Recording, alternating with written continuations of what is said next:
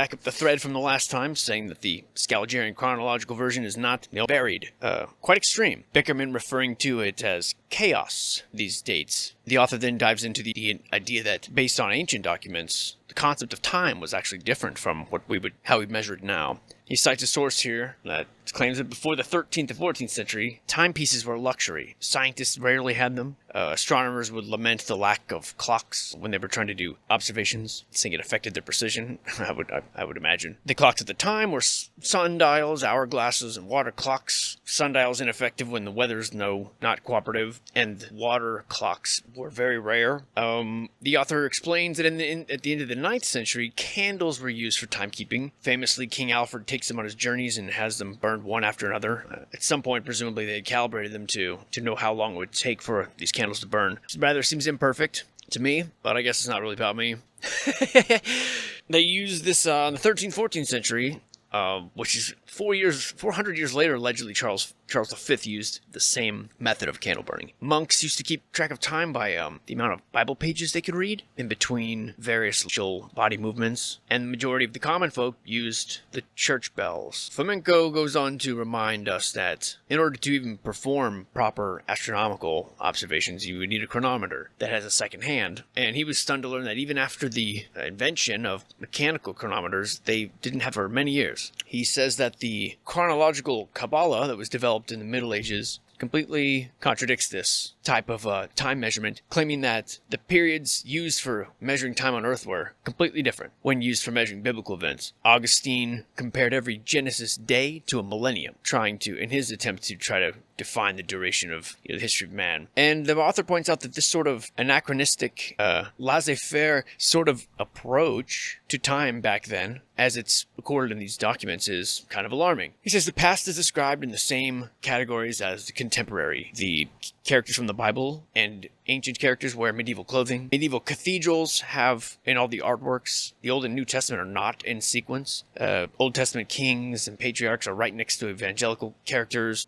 Modern historians that are using the current Scalgerian chronology, they believe that these old authors were confused, that they were ignorant. They confused ancient biblical epoch with the medieval one because of the fact that painters would put these ancient characters in medieval costumes. This is the modern explanation of this. The author points out that there is another point of view that's also fits, and that would be that all of those artists and chronographers were actually reflecting reality, and the only reason we think that they are confused is because we follow the erroneous chronology. In other words, you're only confused, so if we were to toss out the Scalgerian chronology, maybe things would be seen in a new light.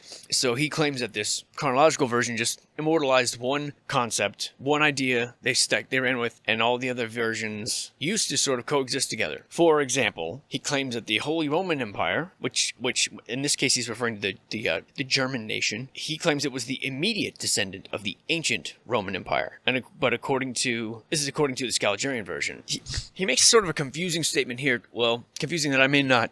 It's not about whether or not I understand it, but I'm not sure if I'm relating it properly. But he's saying that Petrarch says that he based a number of psychological observations that Nero alleged that the house of Austrian dukes were the origin of. Petrarch throws that out because of the lack of proof. The modern historian, for the modern, professor, thought that the ancient Caesar and Nero were the contemporary, existed at the same time as medieval Austrian house of dukes, which only began in 1273, so that's a 1200-year spread. They would find that to be actually preposterous. However, at the time, medieval opponents of Petrarch disagreed with that because they claimed that it needed proof. Admittedly, I'm lost on that one. I'm not sure if it's a translation issue or I'm just not too bright today. Clarified a little bit in the next bit where he talks about the same documents, that everyone involved was aware that the documents were forgeries, and nevertheless they turned their eye, they shut their eyes, they closed their eyes to it, they let it slide, basically. The author tells us that there's a large number of these anachronisms that superimpose, ancient events into the 11th to 14th century, and many of these exist in medieval German books. He cites things like the fact that we, the reader, are probably used to believing that the famous gladiator fights were ancient. However, he says this is not the case, because these gladiator fights took place in medieval Europe in the 14th century as well. He cites the gladiator fights in Naples around 1344 that were attended by Andrew of Hungary Gregory and Johanna of Naples, and the same situation where they fought to the death more than 1,000 years after we were supposed to have stopped that practice. He then goes into the next chapter, which is concerning the chronology and the dating of biblical texts, which he says are woven out of confusion and obscurity. They're very vague. They're based on late medieval, long past medieval theologians. The historians write that the true history of the New Testament, the origins, it doesn't agree with the one that's backed by the church. The order of these books, some of them at least, that's used today is the opposite of the one set by ecclesial tradition. The real names of the authors of the medieval books are unknown. At this point, he brings up a very, probably, maybe, this might be one of the more hotly contested aspects of this book. He talks about the consensus that the Old Testament came first, causes a lot of doubts, kind of contradicts the results that are obtained by statistical dating methods, which he's attempting to refine. He considers the age of the biblical manuscripts that have reached our time when they're all from medieval origin. All the oldest or the complete copies of the Greek Bible are the manuscripts of Alexandria, the Vatican. All three of them are dated paleographically with what he thinks rather ludicrously with handwriting style used as the basis, and they date to the second half of the 4th century. The language is Greek. The one that's least known about is the Vatican one. Nobody knows how that could have appeared in the Vatican around 1475. The Alexandrian one is known to have been given to the English King Charles in 1628, and the Mount Sinai one was discovered in the 19th century by Tischendorf. So the three oldest codices of the Bible only show up after the 15th century, and Tischendorf is largely responsible for establishing the antiquity based on the style of handwriting. The author points out that the idea of paleographical dating implies the existence of an already known set of standards for global chronology. Since we don't have a global chronology that makes any sense, as he's been pointing out the past 7 chapters, how are these dating methods even accurate? All they know is that they can say for certain, the author claims, is that these documents can be traced back to 1475. So there are basically no ancient Greek Bible. The oldest ones are considered to be Zechariah and Malachi, which were alleged 6th century. The most ancient biblical manuscripts are in Greek, so there are no Hebraic manuscripts of the Bible that were before the 9th century. All of them are from more of a more recent time, primarily the middle of the 13th century, and most of them are kept in many national libraries. The oldest one is the Book of Prophets, dated 859. One of the two second oldest is 916 AD and contains the books of the prophets. The other is dated to 1008 or 1008 and contains the Old Testament. But the first manuscript was dated 1228 by the scribe who copied it. And they use the Babylonian punctuation to date it to about the year 916. But he goes on to remind everyone there's no real serious foundations for these statements. And it's possible that the dating was just given in after Christ, in which case these manuscripts would belong to the 13th century and not the 10th. The oldest Hebraic document he claims containing the complete Old Testament is the year 1008. So it's widely accepted, I suppose, that the canon was agreed upon by the Laodicean Council. I'm not sure if I'm pronouncing that correct, in 363, but no one knows. There's no edicts of the council that remain, neither with the previous councils, and it was official. It was actually made official by, as far as the records show, by the Trident Council in 1545, which was Reformation, continued till 1563. There's a painting of one of these sessions kept in Paris, and a great many books were destroyed actually by this Trident Council, namely the Chronicles of the Judaic and Israeli Kings. We can never read those books, but we know that the author claims there's one thing we can be certain of, and that is that they were destroyed. And the reason why is because he alleges they told history very differently from the books that the historians were approving at the time. So he says most biblical dates are depending on this paleography, which means they're based on a chronological, on a body of knowledge from the Scalgerian school of thought, and it would change if there was a paradigm shift. In other words, it all hinges on the same very flawed chronology and the acceptance of it. I understand that these points are very redundant, and he just keeps hammering these points home. I'm going to interject here. It's my own narrator's note. At this point, it's probably obvious that this author comes on like ocean waves, and that he just keeps hammering the same points over and over and over and over and over. And after a while, the evidence gets so overwhelming in a way that it becomes almost solidified in your mind. That methodical approach, showing example after example after example after example, is just very interesting. It's a very dogged, determined method, and I don't want you to, the reason I'm interjecting that is because since I'm paraphrasing the book, I don't want you to think that I am simply repeating the same paragraphs over and over, the same ideas as if you don't understand it. The book is in that way. I'm trying to maintain the exact sort of flow in which he writes, glossing over only rigid or unnecessary or perhaps more elaborate descriptions. And mainly, the reason why I'm probably doing this in sort of a halting manner is because I'm trying to avoid saying even more than a few words, strings, verbatim, so that this is not some sort of copyright issue. So I'm choosing my words carefully as we go through this, but the tone and the tempo belongs to the author. At least this is my very best effort at relating that. So I hope that made sense. Maybe not. Yeah, anyway. He puts extra emphasis on this next example. He says there was in 1902, a gentleman named Nash bought a fragment of an Egyptian document. No one can agree upon the date, even now. Where they left it was that the text was sort of the beginning of this era. Later on, after they discovered the Qumran manuscripts, the handwriting styles proved that the Qumran manuscripts were much older. So you've got this fragment whose date no one can agree on. It pulls a lot of other artifacts after it. This was a major dispute among scientists. The dating range was given from the 2nd century until the end of the Crusades, and they claimed to approve this date after 1962 when they did radiocarbon dating on the manuscripts. However, this, the author points out, is very unsuitable for the dating of specimens because if the age falls within the span of 2 or 3 millennia, 1 to 2,000 years, then this is a span that is all of known recorded human history.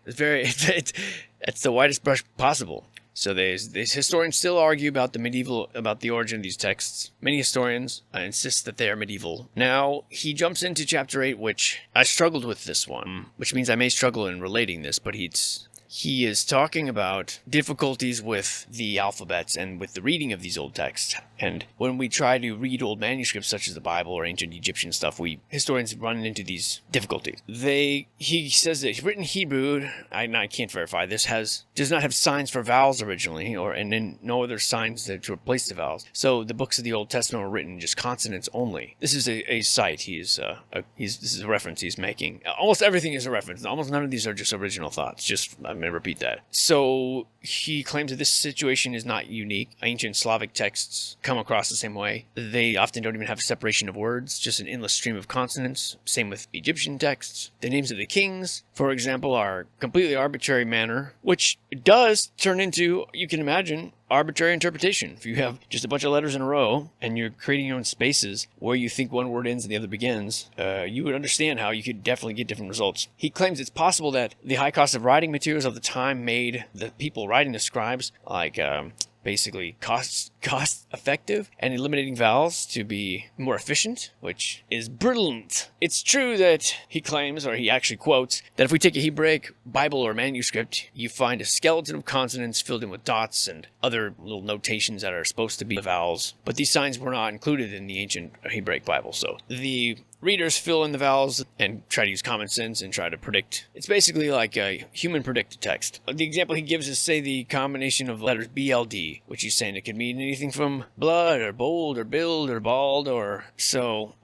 river, for example. If it was just RVR, it could mean raver or revere. He points out that these combinations can be vocalized dozens of ways, and it's understood how imperfect and unclear this type of writing will be even for priests. The meaning of the scriptures were doubtful, and they could really only rely on the aid of tradition and authority to get it right. They have no other guide but the text. They had no rules to follow grammatically. The Hebraic that they wrote in allowed for verbal creations that you couldn't do in the ancient language. And Scaligerrian history considers this to be the case for many hundreds of years. And it is also assumed by modern historians that its situation was remedied in the 7th or 8th century when the Masoretes processed the Bible and added the symbols. But they also had no other guides but their own intuition and possibly oral tradition, and this fact is known perfectly well to every expert in Hebrew, is what we're being told here. He cites a man named Driver who points out that after these aforementioned Masoretes had done these efforts to add their own symbols, and the Jews allegedly started to protect these books, but it was too late. The damage was done, and the result of this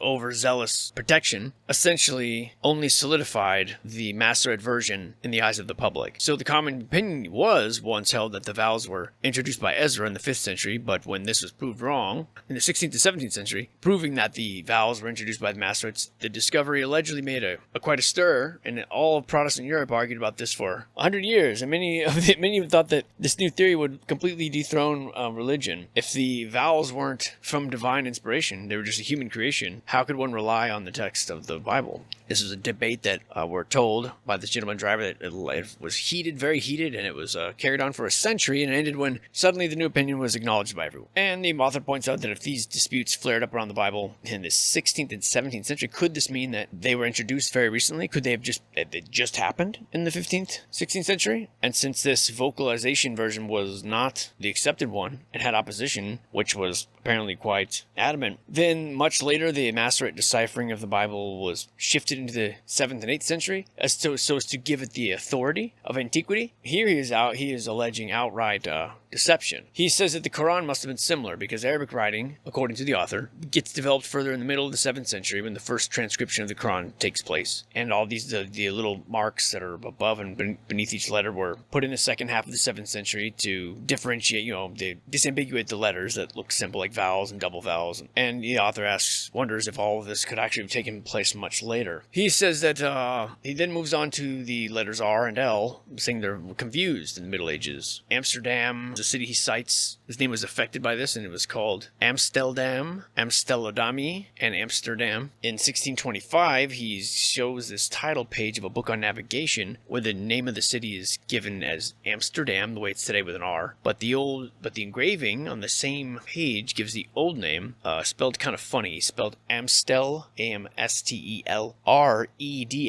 Amstelredam. Bizarre combination of a unique combination, he points out. And he goes into the idea that many of the European towns and cities, their names were unstable until recent, when they became basically made permanent by the printing press. And he gives a bunch of examples of this, page after page. He moves on then to problems in the geography and the archaeology of the Old Testament. He says that early archaeologists were unwavering in their trust in the correctness of the Scalgerian geography. William Albright wrote, the author contends rather that he was being rather vague, that one should not doubt archaeology. And he's talking about excavations in Palestine, saying how substantially historical the Old Testament is. But Albright later concedes that from 1919 to 1949, the archaeology was so chaotic that all the different views on chronology couldn't have agreed on any point at all. And only under those circumstances, when you couldn't really use the archaeological date for illustrating the Old Testament at all. He quotes Sir Frederick Kenyon, who was the old director of the British Museum, that archaeology has put to bed the destructive criticism of the second half of the 19th century, publishing a book called And Yet the Bible is Right, which is an attempt to convince the public that Scalgerian interpretation is the one to go by. He quotes from this book, a different book, an eminent archaeologist who is a supporter of the Scalgerian datings, and which says, the overwhelming majority of findings don't prove anything, they just sort of provide a setting for history. And unfortunately, many of the documents that the average reader can understand were written with excessive desire to prove the Bible correct. And he claims that this evidence is misused for jumping to conclusions. In Mesopotamia, the pioneers of archaeology were C.J. Rich, A.H. Layard, and P.E. Botta in the 19th century. But in order to get their research subsidized, they had to sensationalize everything and associate things they found with biblical towns that people recognized to get attention. And that way they get funding for what they're doing. But the accumulation of the material evidence made this problem that they've created. Because actual facts show that none of the Old Testament books have any concrete proof of their dating and location. Prominent archaeologist Woolley, he tells us, performed these excavations of a town he tried to claim was from the Bible, but one can't give any satisfactory dates of the episodes that concern this town, regarding which was featured in, I believe, stories from Abraham. Scalgerian history, has us believe that all the events, all the biblical patriarchs were exclusively and precisely on this in Mesopotamia and Syria, but most of the information obtained from excavations is kind of non-existent. And the author speculates that muses that it's not really even justifiable to search for traces of. They found so little, it's not even really worth justifiable to keep searching. It's just almost a stubbornness to cling to this version of events. Scalgerian history history tells us that all the events with Abraham and Moses were in Egypt, which is not confirmed archaeologically. And archaeologists in the area claim that we need to have a little flexibility in the fixation of chronology, which the author laughs about, well, points out that this flexibility is, hundreds or thousands of years. And furthermore, Keller, who is a subscriber to the Scalgerian point of view, writes that Egypt, they've never found anything about Joseph, no documents, no other any traces of it. Egypt remains indebted to us to turn over some evidence of Moses and Joseph, and the author wonders if it's possible that biblical events took place in a different country, maybe not necessarily bound to the modern Egypt. Archaeologist Albright, who's also, again, a subscriber to the Scalgerian interpretation, he agrees that the previous concept of this exodus from he found no archaeological evidence except for a city. He writes that this location of Mount Sinai is unknown. The Bible states that Mount Horeb is where the revelation was given, which in that book he's describing a volcano, but Mount Sinai has never been a volcano. Some archaeologists claim Sinai's in North Arabia, like it's near Kadesh, but those mountains aren't volcanoes either. So the author goes on to quote the Bible, saying, "The Lord rained upon Sodom and upon Gomorrah brimstone and fire from the Lord out of heaven." And Scalgerian history puts this somewhere in Mesopotamia, but there are no volcanoes in the area, assuming that what is being described is a volcanic eruption. So it seems natural to search for those cities, the author points out, in a place that does have volcanoes, but however, we're still just mindlessly searching in Mesopotamia with no results. And finally, they find in the southern part of the Dead Sea some debris that's concealed that look like tree trunks under, a 1,200 foot layer of salty water. And this was enough for American archaeologists to claim that this valley was submerged with the remains of these cities. Bible historian Martin Noth states there's no reason to even believe that the destruction of the cities found by archaeologists in Palestine, there's no reason to claim that they were the Israel invasion. The entire interpretation of the conquest of Canaan by Joshua has no evidential support. So the author wonders if we're even looking in the right place, and could this all have happened somewhere else? All of the judges' names that are in the Old Testament aren't known from any other source. They're not found on any artifacts from Palestine or any other country, which is the names of, the kings, Saul, David, Solomon. They're just simply not in there. Scalgerian history tells us that Noah's Ark moored Mount Ararat in the Caucasus, while a gentleman named Keller writes that in Armenia there's a village that still keeps this legend of there's a shepherd who discovered a large wooden ship, which leads to Turkish expeditions of 1833, when they found a ship made of wood that was seen over a southern glacier. In 1892, a certain Dr. Nuri led an expedition in search of the source of the Euphrates and found a fragment of a ship filled with snow and dark red. A Russian aviator officer claimed to have seen the Ark's remnants from his airplane during the First World War.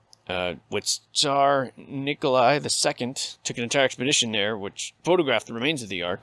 Aaron Smith, the American historian, wrote a history mentioning 80,000 publications on the topic. Arranges a scientific expedition. He spends 12 days on top of Mount Ararat with 40 other people. They found nothing, but he still makes the claim, even though we failed to find so much as a trace, his trust in the biblical tale only became stronger. 1952, another French expedition had the same results, and he's claiming this is just a drop in the bucket of the problem of geographical locations, if we accept Scaliger. He quotes Herbert Haig in his foreword to A Historical Foundation of the Old Testament, which is a book written by Cyrus Gordon. He says this aim is not apologetic. They just drown the book market in paperbacks that try to prove the Bible by jumbling together all sorts of sensationalist proof. Various museums, institutes, universities, they send expedition by the dozens of expeditions to the Middle East for biblical excavations. They spend tons of money, and they form societies and funds, and all these things were done with the purpose of conducting this research in the biblical countries. He claims that about 20 organizations currently existed, like the American Institute for Oriental Studies, the Jerusalem affiliate of the Vatican Institute of the Bible Studies, the Israeli Research Society. He claims it's one of the most intensely studied by archaeologists regions in the world. One of the most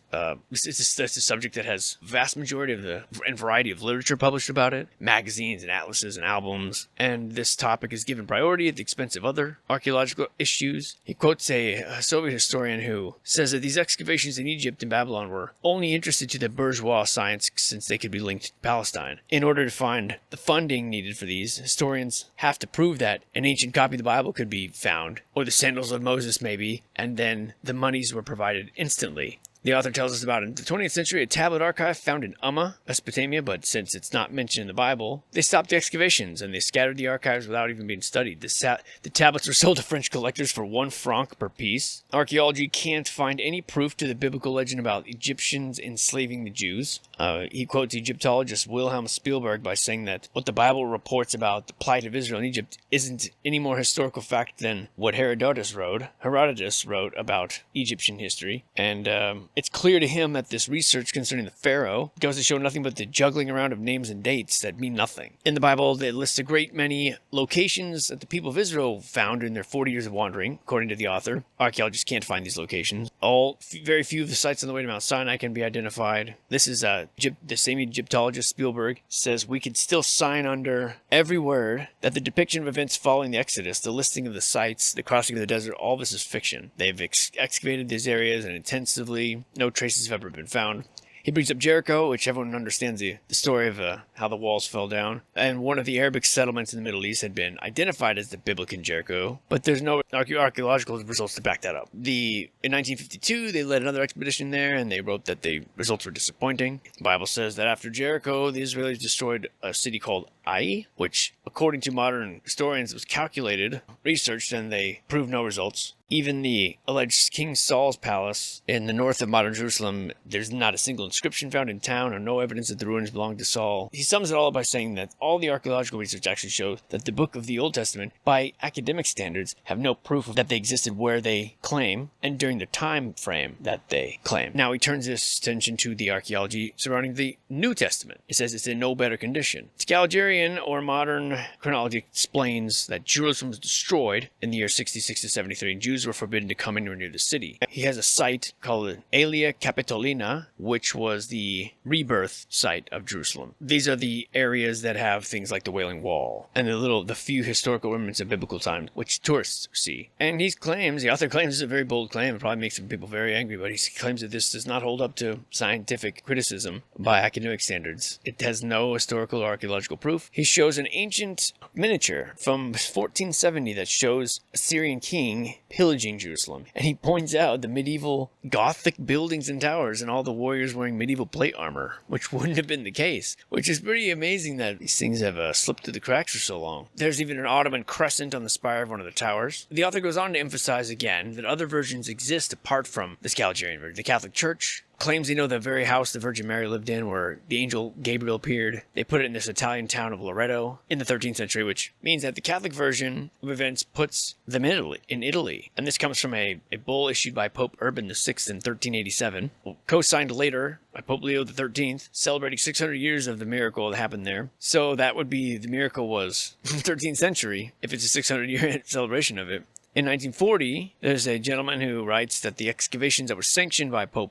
Pius XII were taking place under the Vatican crypts, and the press made a statement, since the excavations were expensive, that they found the burial spot of Peter and his remains, which all ended up being false claims. And the Pope had to actually make an announcement in 1950 where he acknowledged the impossibility of those claims. There's a town called Eminus, which Jesus is said to have appeared before his disciples. No one can find its existence. Mount Tabor is impossible to locate. Even the location of Golgotha is doubted by modern historians. There's a gentleman who writes, in the history of the ancient world's decline, that all the issues of the origins of Christianity are so complex that we're just going to leave them alone, which the author tells us is convenient, but definitely not scientific by any means. The archaeologist Swegler writes, this is where the tragedy begins for the believer who feels the need to know the place on earth and to visit these places where the Savior lived and suffered, but it's the location of these things are covered in darkness. So, the author points out that there's no possibility of determining the location of these cities in modern Palestine. He points out this observation, that reading all the literature related to evangelical archaeology has left him with a strange impression. Hundreds of pages devoted to descriptions of these excavations, what the location was, the objects relevant, the background, the problem never solved. But there's still hope. All these papers read the same way, he's saying. Not a single event described in the New Testament has any valid archaeological basis for it. There's no proof of the location of any of the places. And the author wonders, is it correct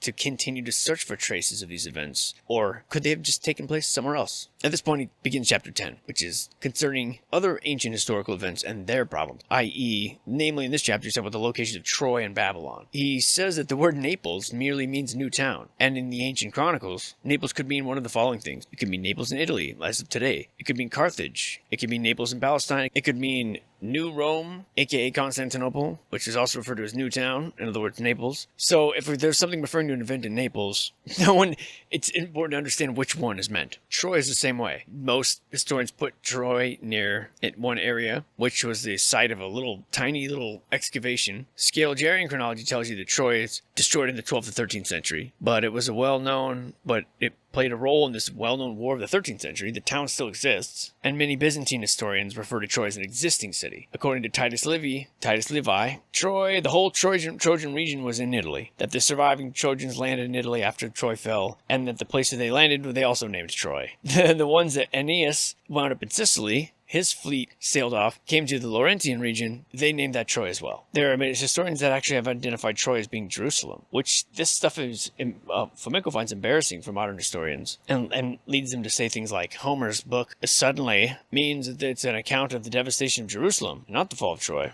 There's a medieval author who puts Jerusalem in Ithaca, the island where Ulysses was born. Another name for Troy is Ilion, while Jerusalem is known as Ilion, close phonetically, I can see that. He points out that it's possible that the same city was called Troy and Ilion by some, and Jerusalem and Aelia by others. Eusebius writes that somebody referred to the small towns Petusa and Timion as Jerusalem. He points out the fact that Troy was used for referring to different cities all throughout the Middle Age. Maybe it was Constantinople. Constantine wrote that he had initially chosen the place where the ancient Ilion, the fatherland of the first founders of Rome, had been located. This is exactly what a Turkish historian wrote, that Constantine changed his mind and found a new Rome nearby in the city of Byzantium. But it's a known fact that in Scalgerian history, Ilion is another name for Troy. So Troy, New Rome, Jerusalem, Naples means new town, New Rome. Southern Italy used to be called the Great Greece. Nowadays it's assumed that Babylon was in Mesopotamia, but medieval texts disagree on this. Some historians put Babylon in Egypt, and they claim that Alexander the Great died there. But according to Scaliger, this actually took place in Mesopotamia. We're told that Babylon is the Greek name of the settlement that was opposite the pyramid. But in the Middle Ages, it had been a used name for Cairo, which is what the settlement is named today. So Babylon can be translated, as well as the names of many other cities, and just used to refer to other locations. Eusebius said that Rome used to be called Babylon. Byzantine historians called Baghdad Babylon. The author of the 9th century, authors in the 11th century refer to Babylon as an existing town, not destroyed. He shows a picture of an ancient miniature painting showing an ancient Babylon as a Gothic town, with King Nimrod being a medieval knight in armor. We see modern people say this is just a fantasy, not reality. The author says it's probable that this is actually not a fantasy. The artist was perfectly aware, and the picture is reality. Herodotus plays a key role in this Scalgerian chronology. He claims that the Nile River is parallel to Ister, that is nowadays the Danube, and this is where we find out that the opinion that both rivers were parallel reigned in medieval Europe until the end of the 13th century. So this mistake is medieval. Herodotus tells us that the Persians inhabit all of Asia to the very southern sea that's also called the Red Sea. But according to modern geography, the southern sea is the Persian Gulf. So this contradicts the opinion of the historians who identify the Red Sea as the Persian Gulf, and so they write things like, Red Sea stands for Persian Gulf here. But that only works if you invert the map. Many medieval maps are like that, with north and south swapped. Historians also identify that same sea as the Indian Ocean, which is an version of the east and the west. Herodotus identifies the Red Sea as the South Sea, which is very confusing for the modern commentators and the maps they use. They have to identify the Red Sea as the Black Sea, which is another inversion. So these two maps, the corrections that historians are forced to make prove either that the map is probably inverted in relation to the modern ones, which is a typical trait of medieval maps. So if we're to believe the modern historians, we have to think that Herodotus makes the following mistakes: that the Red Sea equals the South Sea equals the Black Sea equals the North Sea equals the Mediterranean equals the Persian Gulf equals the Indian Ocean. The author's obviously kind of being funny here. He mentions Crestonians in the town of Creston, or Crasea, and the author gets the feeling that he's referring to the medieval crusaders, since cross and crest are the roots most often associated with that. He also looks at the biblical geography. He claims that most maps put the east on the right and the west on the left, but the opposite is true for many medieval maps. All the sea charts had the east on the left and the west on the right. Charts used by traders or military. He shows multiple examples of these inverted maps. I'm going to bite my tongue here. He shows a map of Spain and on the bottom and Africa on top. He says the word Levant still means Oriental in French. The Middle East is often referred to as Levant in German, which he claims may be a reflection of the idea that the Orient was on the left of the maps. So why did these old maps have the east on the left and the west on the right? Well, the author says that maybe the first seafarers would come from seaports that were on the Mediterranean, so they had to move from the north to the south. So the south was kind of in front, and a ship sailing into the Mediterranean would look at the approaching African coast, so the east was on the left and the west was on the right, which is why the sea charts put it this way. I'm going to take a rare interjection here, because I don't know if I'm conveying the tone of this properly, and I believe that this is probably the part of the book where people start to feel conflicted and start to walk away and become less interested because of what it appears as a very directed attack at biblical events and the veracity of them. And now I don't know, again, this is my interpretation of an author who was writing something in a second language, but I would say the reason I'm pausing this is because I don't know if my tone is conveying, if I'm properly capturing the tone in which I think the author is coming at this. The way that I'm interpreting this is from the point of view of this academic mind, this very logical, structured, mathematic mind. And he has directed his focus on the problems that he's finding with the particular chronology that we all subscribe to, right? I'd like to note that he doesn't say these events in the Bible are not true. He's not challenging the religion or the beliefs that others to behold true, and I think it's an important distinction to make. What he's doing is working backwards from determining the problem. The problem is in his mind is the chronology doesn't match the celestial body movement. So then he turns his focus to the department of history within his own university, which they have no interest in challenging it. At which point he challenges it, and he finds that the version that we use is academically infallible. No one will contest it. At which point he looks at the origin, right, of what makes everyone so certain, and the origin is biblical. Scaliger did base it on his interpretation of the biblical events. So then he goes back even a step further, and he's looking at these biblical versions of events to see if Scaliger is so sure based on these writings, and everyone is so sure of Scaliger, then it only makes sense to go down the chain and look at it just happened to be the Bible. It could have been any religious text. It's not an attack on Christianity or Jews or anything. And in fact, he never contests that these events happened. His issue is, academically, at least by today's standards, in which he is forced to comply, and most areas of architecture, archaeology, chronology, mathematics, science, they're all supposed to apply to these standards. This doesn't. There's no proof in the correlations that Scaliger's making between the places geographically, between the timeline chronologically, and the books that he is claiming to have determined this information from. There's no connection. So he's not attacking Christianity. He's not attacking even the veracity of these events. He's wondering what is the basis. Why are we all so sure of the timeline? And I hope I know that might be that's what, the book says, right? But I just wanted to convey that tone that I'm picking up, is that he's just clinically dissecting the platform of the paradigm of which we base all of our time. And like I said, it just happens to be that Scaliger was basing this on the Bible. Now, he does go out of his way, obviously, to say he doesn't understand that something is amiss. Why all the funding? Why do they have to just throw a few key phrases about the Bible in there, and they suddenly have all the coffers open, and they're given money to continue their excavation when they haven't really produced any results? And as an academic, from an academic mindset, that would be baffling. He's wondering what is going on. Why the insistence on pairing these geographical places with events with this timeline, when maybe just, not that it didn't happen, maybe it happened somewhere else, maybe it happened in a different time. And I think these questions are fair, personally, but that is the way that he is presenting this argument, in a balanced, methodically dissecting way. And that's all I wanted to say about that. Because, of course, this is my interpretation of it, and also you're relying on me to relay it to you, in this instance, accurately. And I just feel like I need to specify that. So we'll go on here a little bit further.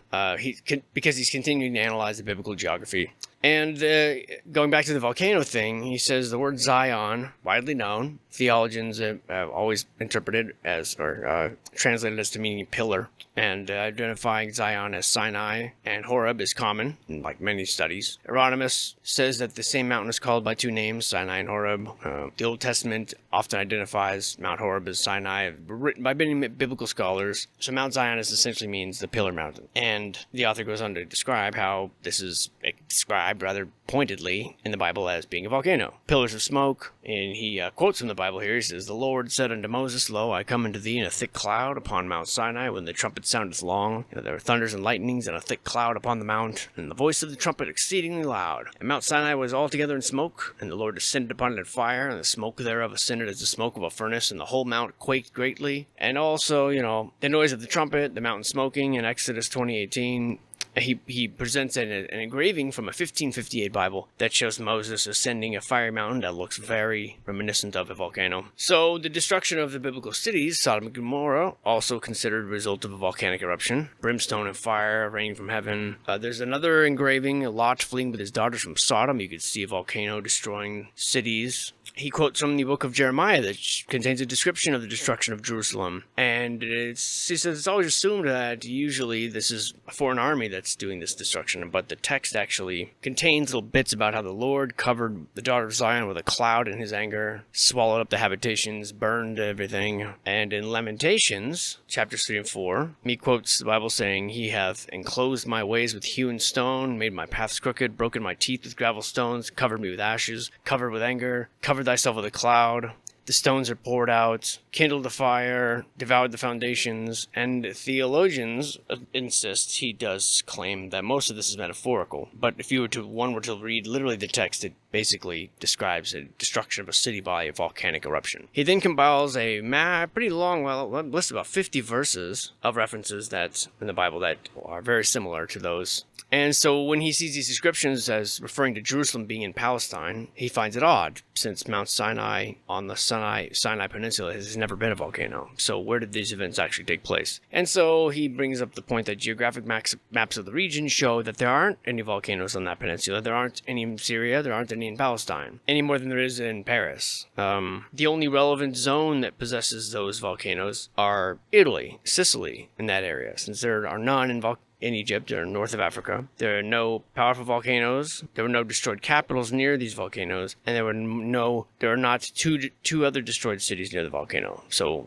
this is the criteria he's looking for. There's just one volcano in the entire Mediterranean area, Vesuvius, and this is the one that swallowed up Pompeii, and two other cities, Stabia and Herculaneum. Morozov was of the opinion that the name for Sinai given to Vesuvius is the Latin word for sinus, mountain with bowels, and Horeb has its origins in the Latin word horribilis, or horrible. So he doesn't ascribe to these beliefs necessarily, but he points out that Morozov believed that this was possible, that these locations were actually in Italy. He points out that in the Bible says, "Lord our God spoke to us in Horeb, saying, You've dwelt long enough in this mount, turn you and take your journey to the land of the Canaanites," which would have been spelled C-N-U-N. And so theologians, pronounce this as C-N-U-N as Canaan and put it near the Dead Sea coast. But it is possible that this would be Sanoa, which is a variant of Genoa. And Canaan would be more like the land of the Khans, meaning further in Mongolia. He also points out that the Bible gives direction to the land of the Canaanites, C-N-U-N, and unto L-B-N-U-N, which is commonly,